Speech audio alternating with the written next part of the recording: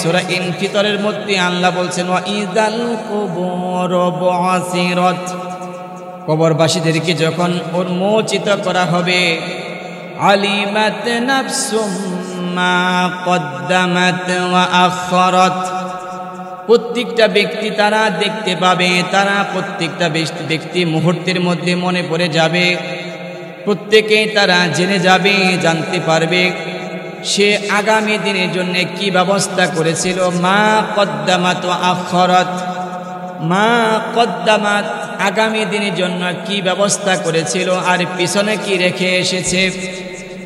ওই দিন আফসোস করতে থাকবে, জানতে পারবে, বুঝতে পারবে, হারে কিয়ামত তো কায়েম হয়ে গেল, আমি যে কাজগুলো করেছি ভালো ভালো তা আমি আজকে পুরস্কার পেয়ে যাব, কিন্তু আমি তো অনেক ভালো কাজগুলো ছেড়ে দিয়েছি। মা আখখারাত, যেগুলো আমার কাছ থেকে চলে এসেছে আমি ছেড়ে, যেই ভালো ভালো কাজগুলোকে আমাকে কোরআনের দিকে আহ্বান করা হয়েছে আমি সাড়া দিই নাই, ভালো মানুষ উপকার করা এটা আমি করি নাই, এই যে নেকের কাজ, ভালো কাজ, সওয়াবের কাজগুলো আমার কাছ থেকে চলে গেছে, আমি যদি করতাম এগুলো তাহলে আজকে আমার জন্য আরো ভালো হয়ে যেত, তাহলে আজকে তার প্রতিদান আমি আজকে পেয়ে গেতাম।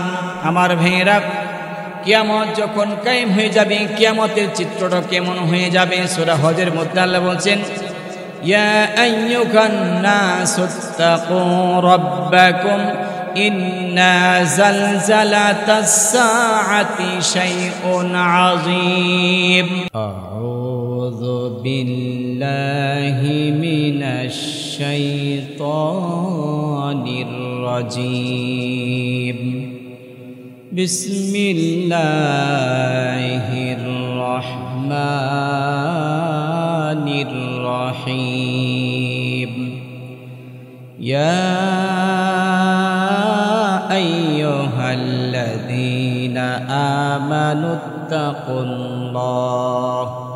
ওয়াল তানজুর নাফসুম মা কদ্দামাত লিগাদিন ওয়াত্তাকুল্লাহ ইন্নাল্লাহা খাবীরুম বিমা তা'মালুন।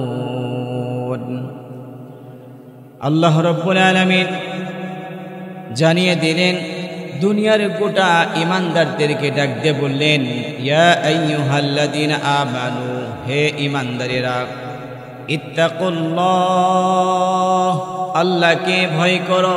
কাকে ভয় করো? আল্লাহকে ভয় করো। ওয়াল তানজুর নাফসুম মা কদ্দামাত লিগাদিন ওয়াত্তাকুল্লাহ, আর প্রত্যেকটা ব্যক্তি যেন খেয়াল করে, লক্ষ্য করে দেখে সে আগামী দিনের জন্য কি সামগ্রীর ব্যবস্থা করতেছে। লিগত শব্দ আল্লাহ লাগিয়ে দিয়েছেন। লিগত শব্দের অর্থ হলো আগামী দিন বলতে পরকালকে আল্লাহ বোঝানো হয়েছে। আল্লাহ পরকালের কথা বুঝালেন, তুমি পরকালের জন্য কি সামগ্রীর ব্যবস্থা করছো। দুনিয়াতে বাঁচার জন্য তোমার যা প্রয়োজন তা তুমি করো, দুনিয়াতে সুখে থাকার জন্য তুমি টাকা পয়সা উপার্জন করো, দুনিয়াতে তুমি ক্ষমতার প্রয়োজন তুমি ক্ষমতা অর্জন করো, টাকার দরকার টাকা উপার্জন করো, তোমার গাড়ি দরকার বাড়ি দরকার তুমি তৈরি করো, এগুলো তুমি ব্যবস্থা করো। মৃত্যুর পরে তোমাকে পরকালে যে উঠতে হবে, সেখানে অনন্তকাল থাকতে হবে। এই দুনিয়া তো আজ আছে কাল থাকবে না, দুনিয়া ক্ষণস্থায়ী চিরস্থায়ী নয়, কিন্তু পরকাল হচ্ছে চিরস্থায়ী, যেখানে যার শুরু আছে এই শব্দটা কিন্তু শেষ বলতে কিছুই নয়। দুনিয়া কি একটা চিরস্থায়ী নাকি? না, দুনিয়া চিরস্থায়ী নয়, দুনিয়া ক্ষণস্থায়ী, আখিরাত হচ্ছে চিরস্থায়ী। আল্লাহ বলেন প্রত্যেকটা ব্যক্তি যেন খেয়াল করে, লক্ষ্য করে, তারা দেখে পরকালের জন্য কি সে ব্যবস্থা করতেছে, সেখানে যে থাকবে বসবাস করবে তার জন্য সে কি ব্যবস্থা করছে, এটা যেন প্রত্যেকটা ব্যক্তি দেখে। আর যদি তা না করো, তা না ব্যবস্থা না করো, তাহলে আল্লাহ বললেন ওয়াত্তাকুল্লাহ, আল্লাহকে ভয় করো।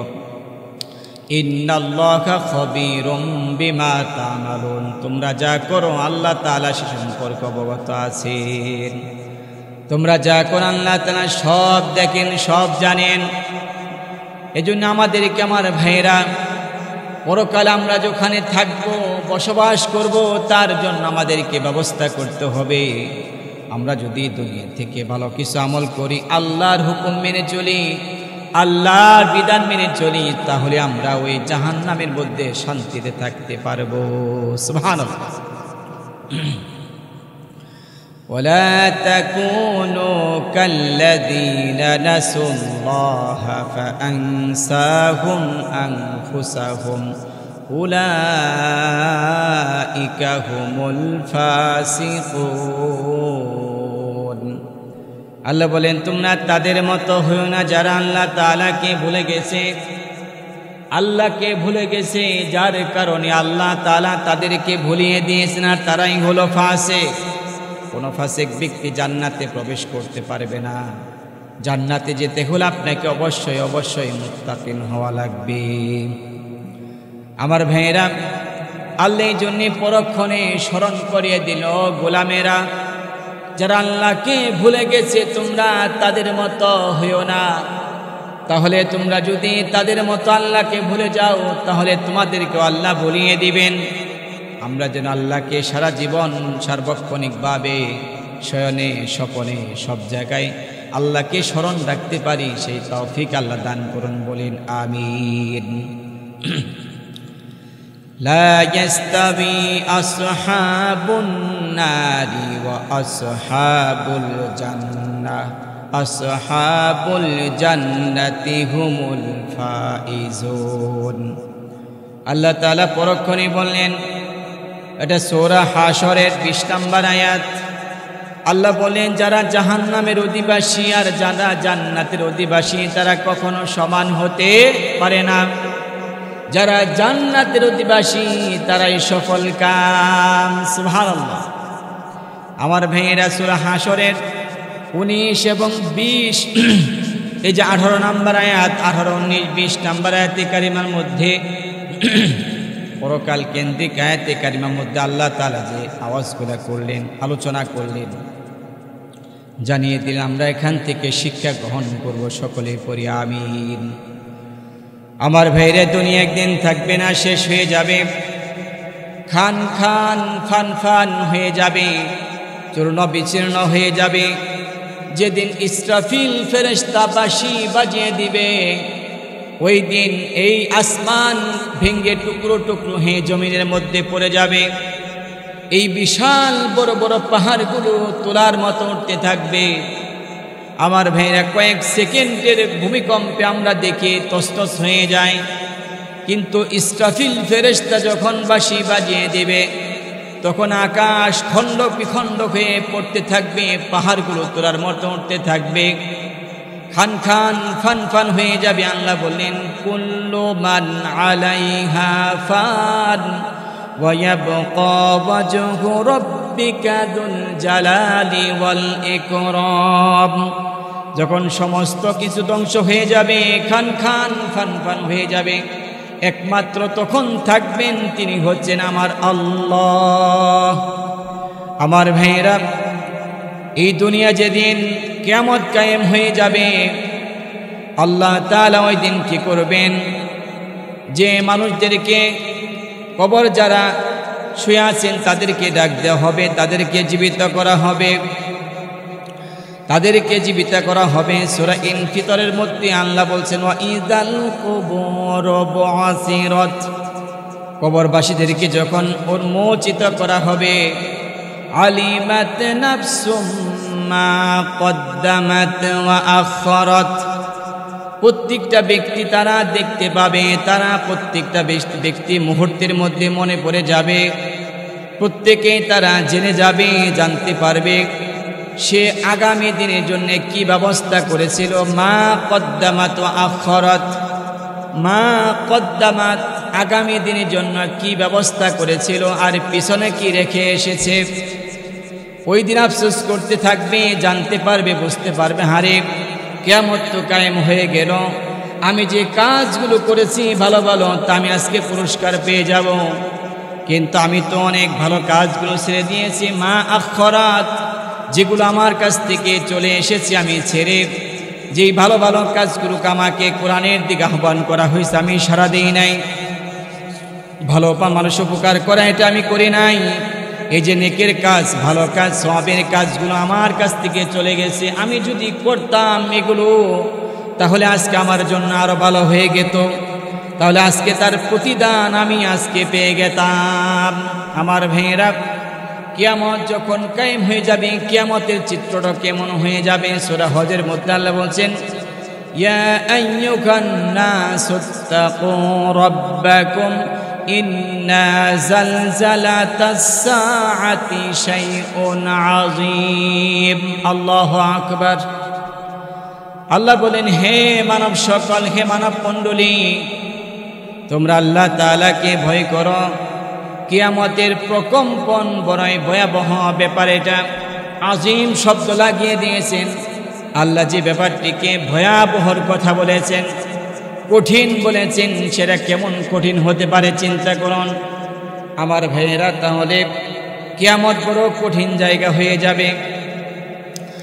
যেদিন কিয়ামত কায়েম হয়ে যাবে, জমিনের মধ্যে যখন বীজ আমরা বপন করি, অঙ্কুরিত হয়, এই কবরবাসীগুলো প্রত্যেকটা কবর থেকে এরকম বীজের অঙ্কুরের মতো অঙ্কুরিত হয়ে উঠে যাবে। দেখতে পাবে কিয়ামত কায়েম হয়ে গেল। মানুষের মতে হতাশা চলে আসবে, এমন কঠিন মুহূর্ত চলে আসবে। কেমন কঠিন মুহূর্ত চলে আসবে? সূরা হজের 2 নম্বর আয়াতে কারিমার মধ্যে আল্লাহ ঘোষণা করলেন, ইয়াউমা তারাউনাহা তাযহালু কুল্লু মুরদিআতিন আম্মা আরদাআত ওয়া তাদউ কুল্লু যাতি হামলিন হামলাহা ওয়া তারান নাসা সুকারা ওয়া মা হুম বিসুকারা ওয়ালাকিন আযাবাল্লাহি শাদীদ।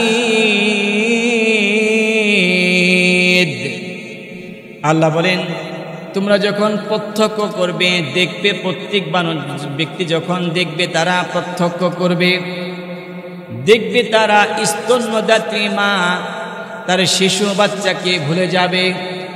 যেই মা যেই বাচ্চাকে পেটে 10 মাস 10 দিন ধারণ করেছে, ক্ষুধার যন্ত্রণা যখন শিশু যখন কান্না করে, মায়ের হাজারো ব্যস্ততা ফেলে রেখে ওই বাচ্চার কাছে চলে যায়, তাকে স্তন্যপান করেন না, স্তন্যপান করার মা ছুটে যায়।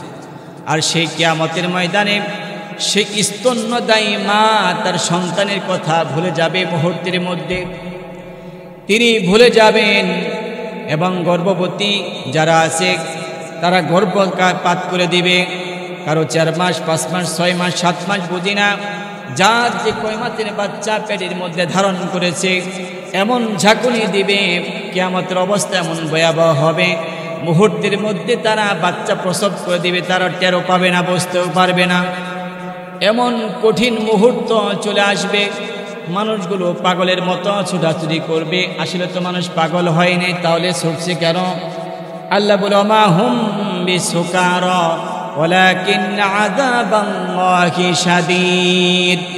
মানুষ ছুটছে এই কারণে যে কিয়ামতের ভয়ঙ্কর বড় প্রকম্পন, বড় ভয়াবহ।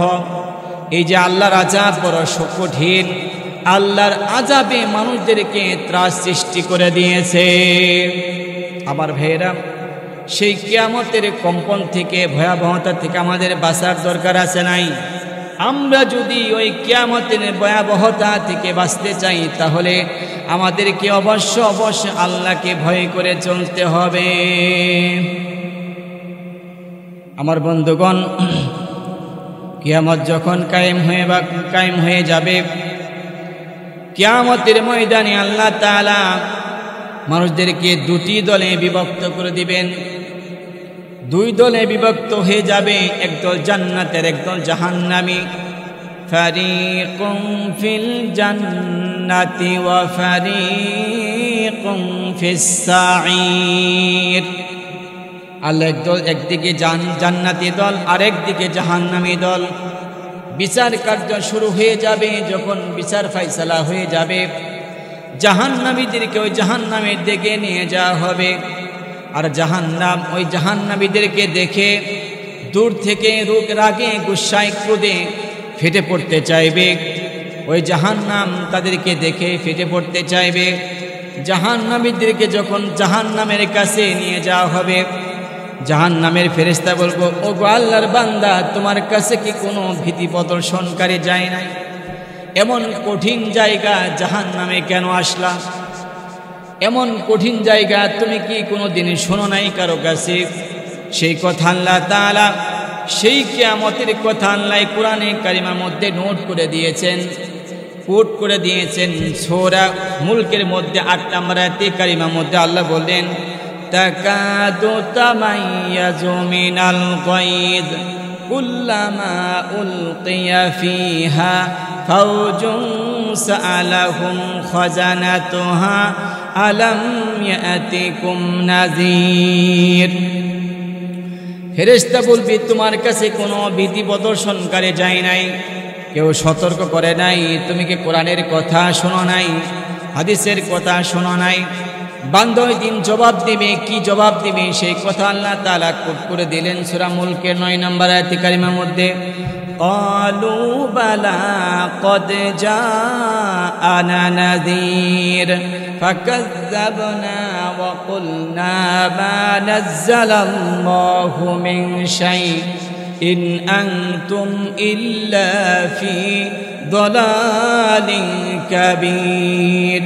বান্দা বলবে, হ্যাঁ আমাদের কাছে এসেছিল ভীতি প্রদর্শনকারী, আমাদেরকে সতর্ক করেছে, তবে আমরা বিশ্বাস করিনি, আমরা মিথ্যা প্রতিপন্ন করেছি। আমরা বলেছি না না, আল্লাহ এমন কিছু নাজিল করেন নাই, তোমরাই মহাবিভ্রান্তির মধ্যে পড়ে রয়েছ। ওই দিন বান্দা আফসোসে ভেঙে পড়বে, ওই দিন বান্দা আফসোস করতে থাকবে, মনের মধ্যে সমস্ত কিছু মনে পড়ে যাবে। ওই দিন বান্দা বলবে, ক্বালু লাউ কুন্না নাসমাউ আও নাকিলু মা কুন্না ফি আসহাবিস সাঈর। বান্দা ওই দিন আফসোস করে বলবে, আরে যদি কোরআনের কথা শুনতাম, হাদিসের কথা শুনতাম, আমরা নবী রাসূলদের কথা শুনতাম, যদি ইসলামের কথা শুনতাম, ইসলাম অনুসরণ করতাম, রাসূলকে অনুসরণ করতাম, তাহলে এই নিকৃষ্ট জাহান্নাম আমাদেরকে আসতে হতো না। ওই দিন আফসোস করতে থাকবে, বলতে থাকবে, বান্দা কান্না করতে থাকবে। ওই দিন কিন্তু কোনো আফসোস করে কোনো লাভ হবে না, লাভ হবে আমার ভাইরা, আমার ভাইরা। ওই দিন বান্দা আফসোস করবে, আরে কেন হিংসা করে অপরের ক্ষতি করেছি, কেন হিংসা করে মানুষের এভাবে মানুষকে জ্বালা যন্ত্রণা দিয়েছি, মানুষকে কষ্ট দিয়েছি, মানুষকে ঠকিয়েছি। মানুষ ঠকায় কি ঠকায় না? ঠকায়। মানুষকে কেন হিংসা করে কেন জেল খাটিয়েছি, জুলুম করেছি, মানুষের সম্পদশালীর ক্ষতি করেছি, কেনই বা মানুষের হিংসা করে ওর বদনাম রটনা রটিয়েছি, পরপর চর্চা পরনিন্দা করেছি। কেন এই কাজগুলো করেছি? যদি না করতাম, পাপাচার না করতাম, অন্যায় না করতাম, কেন মানুষদেরকে গালিগালাজ করেছি, আলেম ওলামাদেরকে গালিগালাজ করেছি, মানুষদেরকে এভাবে তুহমত লাগিয়ে দিয়েছি, মিথ্যা অপবাদ দিয়েছি। এই যে কাজগুলো যদি না করতাম, অন্যায় না করতাম, যদি সুদ না খাইতাম, ঘুষ না খাইতাম, এরকম অন্যায় পাপাচার না করতাম, গুম না করতাম, খুন না করতাম, হত্যা না করতাম, দুর্নীতি না করতাম। আমাদের দেশে দুর্নীতি আছে না নাই? ওই দিন বান্দা আফসোস করবে, আরে কেন দুর্নীতি করেছি। যদি বান্দার দুনিয়ার মানুষের হক আদায় করে দিতাম, জনগণের অধিকার আদায় করতাম, এরকম যদি অন্যায় পাপাচার না করতাম, তাহলে আজকে এই জাহান্নামে আসতাম না। বিশ্বনবী সাল্লাল্লাহু আলাইহি ওয়াসাল্লামের একটি হাদিস মনে পড়ে গেল, বুখারী মুসলিম শরীফের বর্ণনা। নবীজি বলেন, ক্বালা ইয়াকুম ওয়াল হাসাদা ফাইন্নাল হাসাদা ইয়াকুলুল হাসানাতি কামা তাকুলুন নারুল হাতাব। আল্লাহর নবী বলেন, তোমরা অবশ্যই তোমরা হিংসা থেকে দূরে থাকবে, অবশ্যই তোমরা হিংসা থেকে বিরত থাকবে। কেননা আগুন যেভাবে কাঠকে ধ্বংস করে দেয়, হিংসা মানুষের নেক আমলকে এভাবে ধ্বংস করে দেয়। আমার বন্ধু, আমার ভাইয়েরা, আরেকটা হাদিস সুনানে আহমদ শরীফের মধ্যে এসেছে, তিরমিজি, নাসাই, ইবনে মাজাহ, মুসলিম শরীফে হাদিসটি এসেছে। বিশ্বনবী সাল্লাল্লাহু আলাইহি ওয়াসাল্লাম একদিন মজলিসের মধ্যে বসা রয়েছেন।